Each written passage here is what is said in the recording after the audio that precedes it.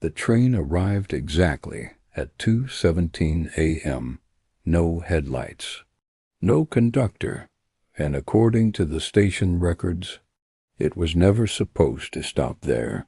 Tonight's story is about a man who took the last train home and realized too late the final passenger wasn't human. Before we begin, subscribe to the channel, turn off the lights, and listen carefully, because after this story you may never look at an empty train the same way again. Daniel worked late every Thursday night.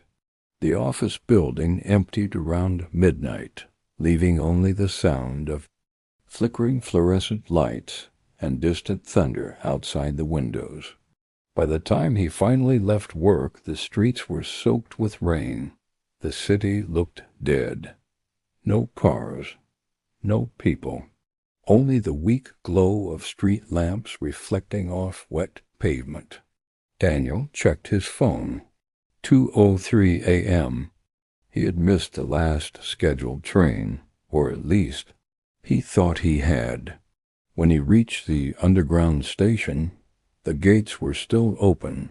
That was strange. The station should have been closed an hour ago. But even stranger, there was nobody there. No security guard. No ticket. Clerk. Nothing. The entire station was silent. Daniel slowly walked down the stairs toward the platform. That's when he heard it. A train approaching in the darkness. Metal screeching against rusted tracks. The sound echoed through the tunnel like a scream. Then suddenly, the train emerged. Old, dirty, its windows blackened with grime. Daniel frowned. He had never seen this train before. The doors slid open with a loud hiss. No passengers got out. No one inside moved, but Daniel was exhausted and desperate to get home. So he stepped inside. The moment the doors closed behind him, his phone lost signal. Every single light inside the train flickered at once, then stabilized. Daniel looked around nervously. The carriage was nearly empty, except for 3 passengers. An old woman sitting near the back, staring at the floor.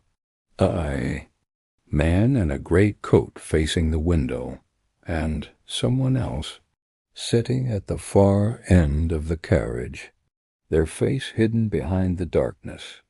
The train began moving, slowly at first, then unnaturally fast.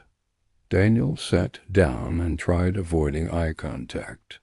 Something about the atmosphere felt wrong. The air inside the train was freezing cold, and despite the movement, there was almost no sound. No normal train noises, no conversations, just silence. A heavy, unnatural silence. Then Daniel noticed something strange. The old woman wasn't blinking, not once. She just stared downward motionlessly. The man near the window hadn't moved either, not even slightly. Daniel felt his stomach tighten. He pulled out his phone again, still no signal. That's when the speaker above his head crackled to life. But instead of station announcements, he heard whispering, soft, distorted, like dozens of voices speaking at once. Daniel looked around. Nobody reacted. Then, suddenly, the train stopped. The doors opened. But there was no station outside. Only darkness. Complete darkness. Like the train had stopped inside. Endless. Void. No one entered. No one exited. The doors closed again. And the train continued moving. Faster this time. Much faster. Daniel's breathing became heavier. He walked toward the emergency map near the door, but the station names were wrong. None of them existed. He checked again. Every station had strange names scratched into the metal. Final stop. Below, last crossing. Then he noticed something else. There were no reflections in the windows, not even his own. Daniel stepped back in fear. That's when the old woman finally moved. Very slowly, she raised her head. Her eyes were completely black, and in a dry whisper she said, "You shouldn't be here." Daniel froze. The lights flickered violently. The man near the window suddenly turned his head toward him. His face was pale, rotting, his mouth hanging open, unnaturally wide. Then, at the end of the carriage, the final passenger stood up, tall, too tall, its head bent against the ceiling, its limbs twisted in impossible directions, and its face wasn't a face at all, just empty skin stretched over bone. Daniel stumbled backward. The creature began walking toward him slowly. Every step made the lights dim darker. The old woman started whispering repeatedly, "Don't let it see your eyes. Don't let it see your eyes." Daniel shut his eyes instantly. The footsteps came closer, closer, then stopped directly in front of him. He could hear breathing, wet, heavy, right beside his face. Something icy touched his forehead.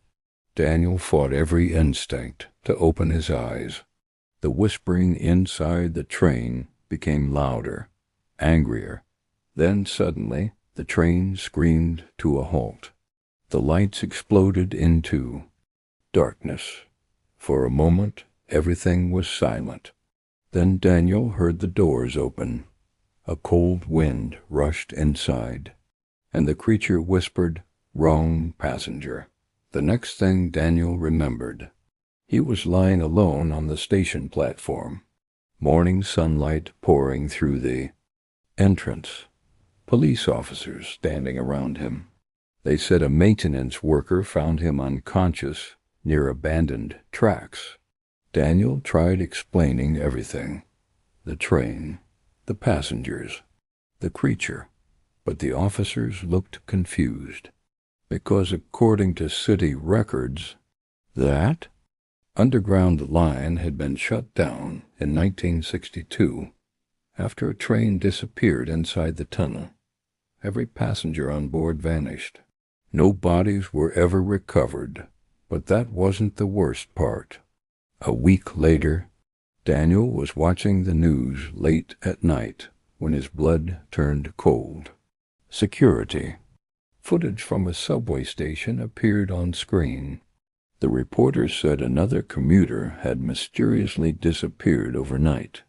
Then the camera showed the platform, and there, standing inside the train window, was Daniel, motionless, staring directly into the camera, smiling. If you enjoyed tonight's story, subscribe for more terrifying horror tales every week. And remember, if the last train arrives after midnight, make sure you're never bored alone.